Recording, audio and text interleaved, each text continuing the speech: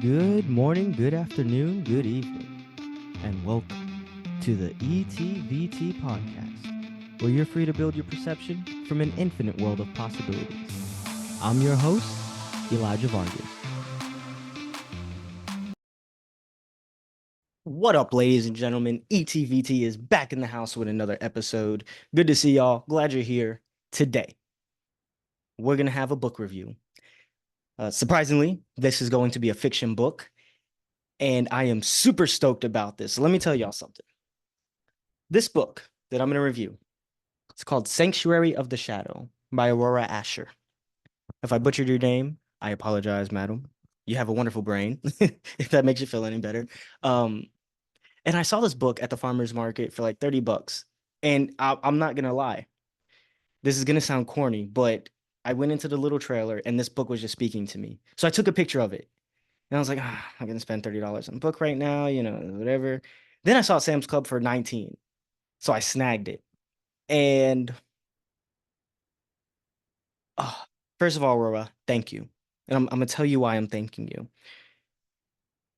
Because I have known that fiction, fairy tale, fantasy, imagination, creativity, these are all very important things to the brain. But for some reason, and for years, I have had, and I think this is a bad disease, especially in the Western culture, a terrible, terrible idea of not feeling like I deserve to indulge in fiction. When I joined the army, it was 4 years before I even picked up a video game controller. And I had this period, and I still do, where I sit down, and if I'm going to do something I enjoy, eat a meal I enjoy, play a video game, watch a movie, my head goes, who are you to think you deserve to do this? You're short, you're ugly, you're not rich, you're broke, you're dumb, you got too many things you got to figure out, blah, blah, blah, blah, blah. And I start thinking about all the things I have to do, and I have had moments where I have wanted to puke. I put something down and I'm like, okay, I don't feel like doing anything quote unquote productive right now, but I got to figure this out. So yeah, it's a terrible thing. And what I have found in my not studies, but just experiences is I am craving to understand how I can connect with the world around me the best and be happy, healthy, wealthy, and all that good stuff. And fiction is a very important part of it. And what happens here, especially in America, and I see it every day, is, if we join a career or a branch, there's always another certificate to get. There's always another class to take, another skill to learn, whatever. And humans have a bad misconception around here of thinking that working harder for a longer amount of time is good, that the more you do something means the best you're going to be. Well, I have come to realize in all my readings and talking and meeting new people and actually taking the time to travel the world, um, I have made decisions in my life that would give me the freedom to be more adventurous. And some people think it's wrong. Some people think it's the best thing ever, whatever. But I have learned that it's not true. It's a hoax. It's a fake. That's why so many people will go, become good at their job, whatever, for the rest of their days, never do anything real big, in their life. And by big, I don't mean be rich or famous, but I mean, have a huge impact on your community, create something that means something to people. And then they die and then their seat's replaced. It's sad. It's a sad truth. But I think asking the question why is extremely important. This is what I got. This is honestly part of my book review because when I read this book, these are all the things that were going through my head. And believe me, there were moments where I had to force myself to sit down and enjoy the book, but it did not take long for my mind to just engulf in this story. And there will be no big spoilers. Obviously, I'll discuss the book, but I will not say any of the very important twisty turny parts. But seriously, there is an intellect where you can be someone who invents amazing scenarios in their head. And I think what happens is people become ashamed or embarrassed of the thoughts and the ideas because society says that's not a way that you should be. I guess that's why we call our artists and stuff weirdos or uniques because they don't fit in with the common man. And Dr. Norman Vincent Peale in The Design of Everyday Things had explained this as a phenomenon where experts become so expert at their field that they know nothing else. And a lot of times, no matter how sophisticated it is, no matter how great of an inventor, whatever they become, it fails.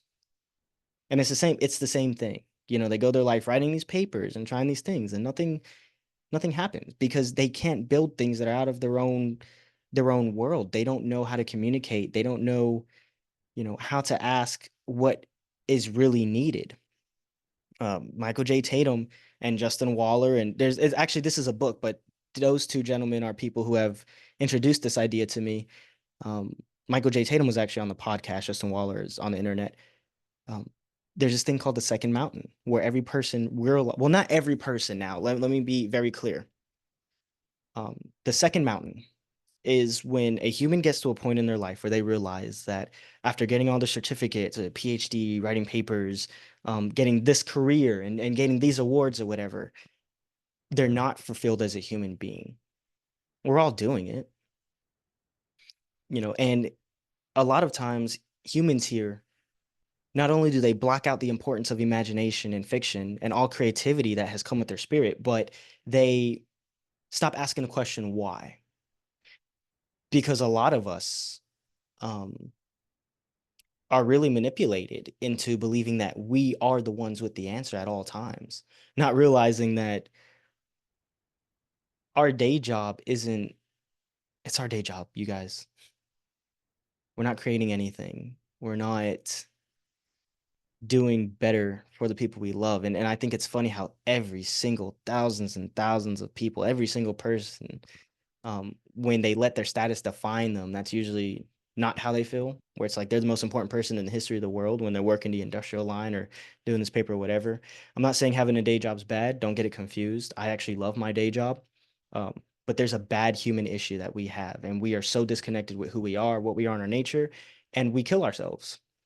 We become empty, bland characters of empty knowledge, no matter how smart, no matter how high you go in education, because we don't ask the question, why? And a lot of people don't realize that the greatest inventors and those who actually changed the world did ask the question, why? Isaac Newton wanted to know why an apple fell on his head. The father of electricity, Nikola Tesla, asked why for numerous things. Why is the world work the way it does? Elon Musk is a creator. If you read his autobiography, it comes from that. What can we do to have these, superpowers? I hate to say it, but the things that you see in video games and stuff like that, it's very admiring to a lot of great minds, and you shouldn't be ashamed of that. I am learning. So, with all that said, Sanctuary of the Shadow. Now that we're getting into the meat and potatoes, and that was my very long introduction, let's have a sip of tea. Mm. This is not ASMR. I'm not sipping in the mic. So, Aurora, first of all, girl, phenomenal mind. I said in the beginning, and I'm gonna say it again. Um, I'm gonna go ahead and read the back. So it says, "Are you okay?" His voice was quiet, as it always was the rare times he used it. "Yes, I'm fine." She nearly choked on the words. He is still concerned for her, enough to fight his aversion to speech, even after he thought she'd betrayed him. Suddenly, making him understand was her top priority. Somehow, in the short time she'd known him, he'd become one of the most important people in her life. The truth of that scared her, but it was too late to turn back now. She approached his cage. "I'm sorry I had to say whatever I could to get Salazar to leave you alone. I have no intention of training you for any ridiculous circus show. I swear." All right, I'm stopping it right there. That wasn't the whole back, obviously. Look at this thing, but you heard all you need to know. Circus, cage, scary. Like it is, man. Okay, so here's the basis, right? In the book, there's things that exist, different creatures, right? Obviously, there's humans, and then there's these things called elementals. And the elementals, actually, an elemental known as a shear, who I'm trying not to give too many details, in a way that I will not say. She has the power to predict the future. And when you read the book, you learn about terrible things that have happened. There was this big war and these queens, and people have suffered. But anyway, there's a group of elementals that are traveling in a circus led by a man named Salazar. Circus, magic, power, queens, war, humans, traveling. That's all you need to know. That is all you need to know. Now, when I first picked up this book, I took it as a horror book. I was expecting it to be an absolute exorcist, very scary, corny clown, whatever. Obviously, like that's what my mind said. And when you open the book and you read this first little cover, it says, enter at your own risk and discover the greatest show on earth in this explosive, darkly imaginative debut fantasy. And it says at the bottom, learn your fortune, pay the price. So in my head, there's somebody that's in dark magic, like, some of my exes are, and but I haven't seen them. No, I'm not involved in that. Oh, they're high school. Um, Someone in dark magic, and then you learn your fortune, and then the dark magic comes and just kills you. I was thinking not Resident Evil. What was it called? With the wood and the truck, and they avoid death, so then death goes and finds them. What was the movie? Oh, it haunted me as a kid. I don't remember, but if you remember, you know what I'm talking about. Anyway, it was nothing like that. Aurora is a fantasy writer who obviously loves to explore. Now I followed her Instagram and she's an exploring person, she's an adventurous person. And in her little I think it would be more of a biography.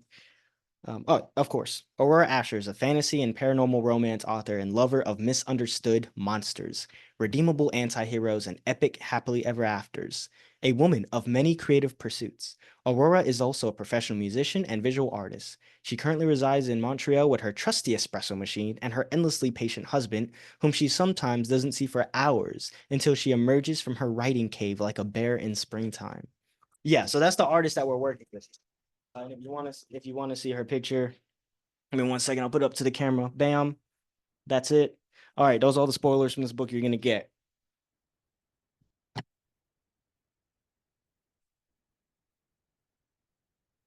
So one thing that I find absolutely amazing about this book, and what really spoke out to me, was the sex. Oh my goodness.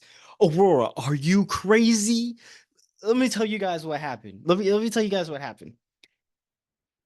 There's a part of the book where it gets spicy, very spicy. And oh no. Oh my goodness. Look, I don't that was my first time doing that. I lied. That wasn't There was kind of something like that that happened. If you ever read The Fault in Our Stars, I went through my phase in middle school. Oh, Fault in My Stars, 13 Reasons Why, or I think I was in high school.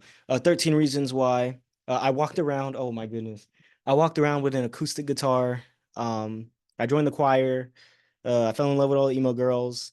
I also walked around with a ukulele. I was in photography. I was dramatic. But yeah, you read Fault in Our Stars, and there was obviously that sad scene in there. Well, not sad scene, but it was the sex scene, and it's a sad ending. But that was the only in gosh, we'll say I was maybe 16, 8, 9, 10, 11, 12, 13, 14. I'm about to be 25 in a couple weeks, so about 9 years. This was the second book I read that was fiction that had sex. So I'm not gonna tell you the details. I'm just gonna tell you how it made me feel. And it's not gonna be weird, I promise. So if you're thinking, oh, what's going on? No, no, it could be like that. All right, it might be a little weird, but it's just I gotta be honest. So I'm reading the book, and you get to the first part where it happens. Dog, I'm sweating. And the reason why I'm sweating is because I'm sitting here like, wait a minute. Oh no. I'm a little embarrassed. Obviously, no one's around, but I'm like, well, my girl's there. Maybe that's why. But I got my window open and I'm sitting there. I have a hammock on my porch. I was not at the hammock at this time, but I'm sitting on the couch and the window's open. I'm looking out the balcony and I'm like, what is happening? And then the more details I read, I didn't know. And here's the thing. We're all aware of the power of the mind. One of these days, I'm gonna review Open Minded. It's not here. This is not even half my book collection. But read these books, Outwitting the Devil, right? You heard me talk about a lot of things from Napoleon Hill. I'm reading a book called Man's Search for Meaning by Victor Frank. While the heart is Sacred Geometry, the Mozart Effect. That's a good one. When we're describing the power of the mind, and I think a lot of people they get a surface level taste of that, and they're like, "I am God." No, you're a very sophisticated computer made by God. S- we have so much more power that we don't know and that we will not reach because we are so stupid that we lock ourselves from it. Um, that we have the misconception we are God. We're part of the universe. We're not greater than the universe. The universe that made us is far beyond anything that we are. That's the truth. So, what I'm saying is, we're aware of the power of our mind, okay, and how even our own existence is so much more beyond us. But I'm still sitting here asking myself, why am I feeling this way? Reading words from a dead tree. Even now, I think it's kind of weird. I don't even know why I'm sitting here talking about it like this. Like it's not weird because it's to me, it's very weird. I'm not comfortable enough to not feel like it's weird. But I was feeling some type of way from from the book. And here's the kicker. This is why I'm talking about it the way I am. Because after like, I don't know, 20 something pages, I'm like, all right, it's done. That was about half the chapter. We're good. I go outside, sun's beating. I sit in my hammock and I sit down. I'm like this. I'm reading the book and it starts again and again and again and again. And I'm just like, oh my goodness. So it starts, finishes a little bit, goes through again, and I mean it's repetitive before it gets to like the next bam, the part with you thought I was gonna spoil it. Thought I was gonna spoil it. But before the book hits like the next intense section of the narrative, where you're like, hold on to your seats, who's gonna die, who's gonna get lost, who's gonna succeed, who's gonna do what, what's happening. You start learning about the truth behind all these characters, which by the way, Aurora did amazing on because I am typically really good at watching movies and be able to predict exactly where the script is gonna go. Sorry, there's not a lot of originality nowadays. Hate to say it. I really do because I wish it wasn't that way. Um, but that's also another reason why I read nonfiction books is because I find a lot of fiction today, especially to be empty. That's also why I got into anime because it's so random and so like out there that it is a little more difficult to predict. Although there are some that are pretty common. Um, but Aurora did a phenomenal job at setting the story up to where it is extremely difficult to know what's going to happen. I will tell you that. And what's crazy is I didn't even have much built up anticipation. I didn't. Um, she wrote it in a way where you're like, holy cow. It makes sense that that happened, but I couldn't have seen that from a mile away. Would have never thought that to even be a possibility. So it's, yeah, there are things about the way that she writes. And I swear to you, Aurora is going to become world famous. Her Instagram's really small. Oh, okay, well, it's not small, but it's way smaller than I was expecting it to be. 100%. So I'm saying it's small to me because it caught me by surprise. But she's gonna, I foresee this being like one of those next Maze Runner Hunger Game ordeals. There's gonna be a movie made by her. And I went on her site and I saw she has a bunch of stickers and stuff. And silly me, um, I wanted like a real life depiction of what some of the characters may look like. I may have developed a couple of crushes or two. Anyway, that was weird. That was weird. I was just playing with y'all. But for real, I was like, I wonder what these characters look like. And there aren't really, not yet. Now, but there are stickers, there are things that you can buy. And there's a lot of fan made art where you're like, that's beautiful. But anyway, her writing style it's unique, it's amazing, and I can feel there is no shame in her game, and that's what I like about it. There's no I'm going to try to add this to fit in with this culture or whatever's going on with this turmoil in society. I'm not going to not say this because people are going to think it's weird. When she talks about going to her writing cave, and when I first read that, I kept thinking about it consistently because I would have moments where something would happen or something be introduced or something would really speak to me, and I'm thinking that is a writer who is really connecting with who they are. You can just tell this book was freely written. And Aurora, I'm not sure, but you know, when you look at what the author for Harry Potter has gone through, J.K. Rowling, I don't know if she might end up experiencing some of those things because this I can foresee, you know, people as phenomenal as her, typically when they reach like a very close-minded society.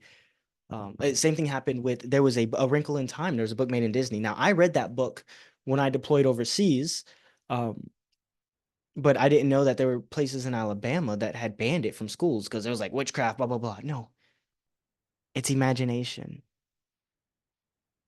There is a part of your mind that is so important. You can't indulge, like everything else. You can literally eat too many vegetables. You eat too many carrots, apparently your skin turns color. You eat nothing but vegetables, you're gonna miss out on proteins and extra lipids and things that you need, and you're gonna get sick. Moderation for everything. You have to realize that. And that's what I'm realizing is indulging in fiction isn't bad every once in a while. Having a little sprinkle of fiction every day is very important to remind you that you're not the God that has the answer to everything, that there were questions to be asked, that there's so much in this world that has not been created yet. What I also like, Aurora, bless you, thank you, is I love knowing that there are people. And I think this is where I get the closure from the book and why I am now realizing how much more I need to dive in fiction. You're not crazy. We're not crazy. Just because you're different from what is considered normal. And at the end of the day, that's all normal is a self-defined thing. Um, I guarantee you this is definitely a fact, right? Normal would okay, here we go. Let's take it back to World War II. Normal was killing Jews and believing the perfect breed, right? I'm sorry. So actually, Man's Search for Meaning, since we're here. It's so ironic that that came into my head, by Viktor E. Frankl. I saw this book shared on some philosophy pages that I follow, and I had no idea what this book was going to be about. So the first half is actually about him being a Holocaust survivor, and he's in the concentration camps. We will review this book later, but at the moment, point is this: I'm reading about it from someone who's been there. Over 60 million copies sold. Anything can be considered normal. Just because you are not considered normal in this society doesn't mean you're a bad person, doesn't mean you're a weird person. This is still part of the book review, by the way. It just means it's not where you belong. You're a fish trying to climb a tree. The tree's going to die anyway, especially if that tree was one that was made by humans. This isn't really about trees. But if the tree's made by humans, that's going to die. I don't care how sophisticated the humans think they are. It may look pretty, but that's the world we're living in now. Things look pretty, things sound pretty. They're not going to last. They don't last. We're seeing the houses rot and break already. What was this, Pimp My Ride? Have you read about that? The Move That Bus show? I mean,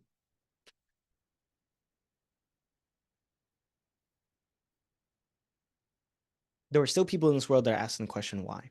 There are still people in this world that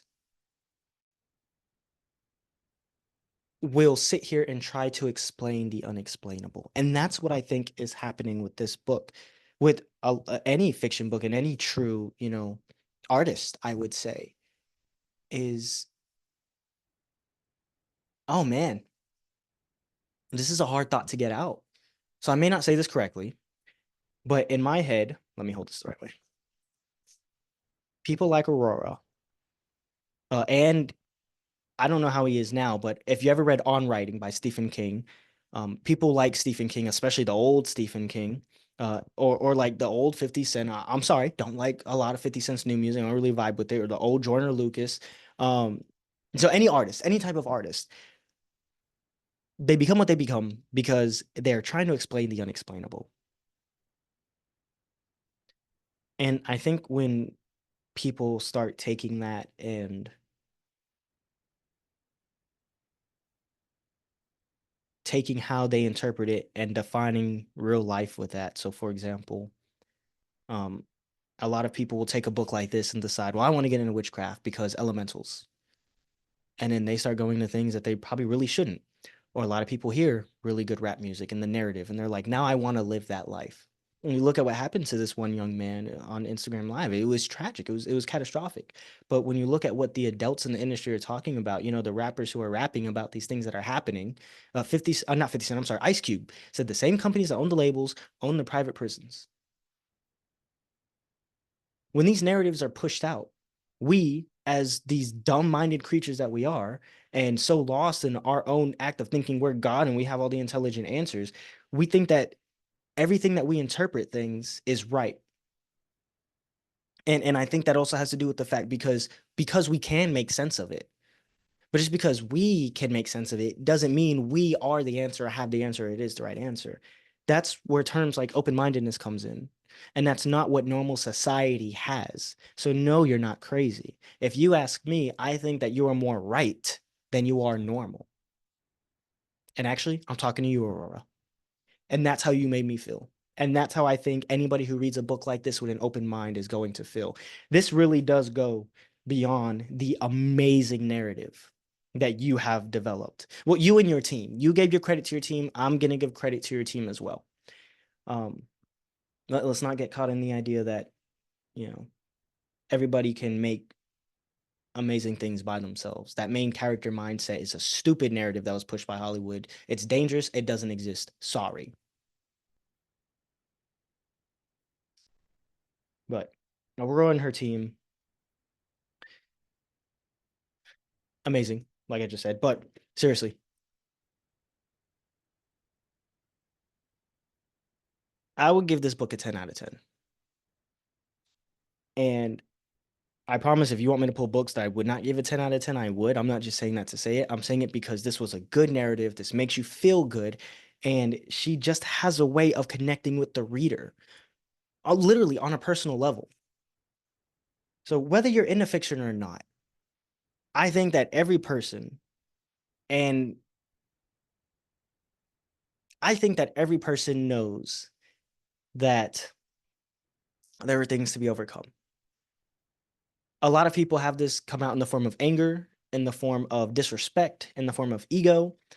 It's a big issue we have amongst the older generation, and people don't like to be questioned. People don't like to ask the question why. People do not like to wake up and think there's so much that I don't know. There's so much to learn. This is fun, and this is what I'm gonna do for the rest of my life.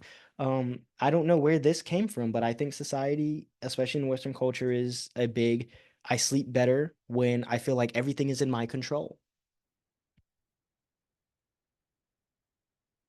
And I really do think I said all that because I think that everybody knows that that's not the case. But it's just like when we go to our day jobs and people say something like, don't talk about how much you make. I think it's that same scenario where we put these shackles on these certain ideas to make us feel a certain way to enslave us. It is what it is. Because I promise you this, in my last job, the moment we started realizing that people were getting paid more unfairly than others with better qualifications and more experience, the turnover rate had increased tremendously. They say, don't talk about how much you make so that they can take advantage of you. That's it. That's all it is to it, literally. There's nothing wrong with it. And then we as humans have decided to say, oh, well, if someone's getting paid more than me, then I'm going to feel a certain way about it. It's stupid. Millions and millions of us are getting paid something every day. The wages are pretty much the same everywhere you go. Like, what? So we know these things. We do, but people don't want to talk about it. And if you're feeling like, I said all that because this is my point. This is my conclusion to this. If you're feeling that way, read a book like this. If you are recognizing it and there's still a part of your mind that's like, but I don't want to recognize it because it's scary. And just because you're young doesn't mean you feel that way. A lot of old people I know feel that way.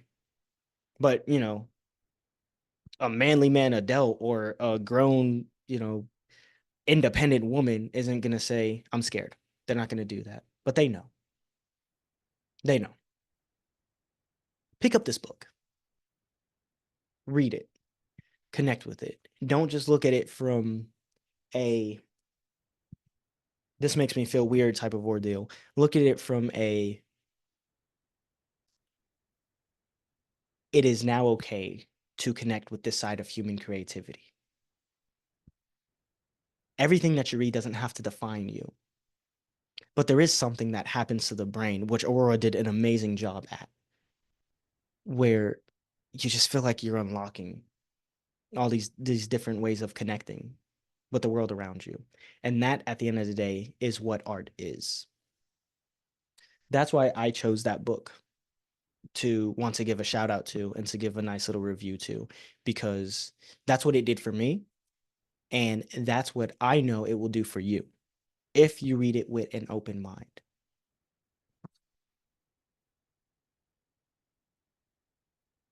I think it's time for a sip of tea.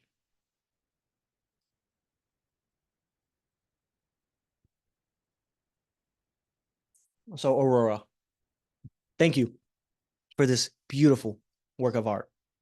You have a fan. I am definitely going to read more of your series. There actually is a little spoiler at the end of this particular book. Oh, there's another thing. Hold on one second. Let me show you guys something. Watch this. I like surprises. Bam. Look at this. Mm-hmm. Mm-hmm. It's empty in the back, but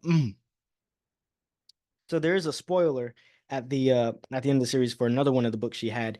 And again, it's like the first two chapters, and I was reading it and I freaking forgot that this wasn't the actual book. And I mean, it went from elementals and like this nature type of ordeal. If you look at that right there, uh, the spoiler at the end of the book is something about space civilizations. And I was just like, oh my goodness. So yeah, I'm a fan. You have a lifelong fan. I am going to invest more in you. And I might join your Patreon. I don't know. I've never done that before. I don't really know what Patrons and stuff entails. Like I understand it's more like a VIP for the artist, but oh no, honestly, I'm kind of nervous. But I want to get some of your stickers. And as you write more, as all this stuff happens, and I'm a fan. So let it be said. I don't even know what I was gonna say. Cut that part out. But yeah, thank you so much. And you have inspired a lot of ideas for this episode. I do believe that while I didn't want to talk too much about the book and spoil the amazing nature, I wanted to talk more about how it makes people feel. A lot of things that I have said today, although they may have not directly had a correspondence with your book, were ways that this book has made me feel, where ideas that I had were things that I would share if somebody asked me, what did this book do for you? So that is my book review, ladies and gentlemen. And I hope you enjoyed this episode. All right, the episode is concluded. Um, quick heads up, there is going to be a guest coming on at the end of the week, and then 26, 29, 30, 31, and then at the end of next week. So these are going to be two things that I have not gotten to do before, and I'm really excited. So stay tuned. No spoilers on this one, but I have been working with both of these individuals for months, and it's going to be awesome. Um, Still working on the big production thing, but we're starting off. I got my camera, got my lights.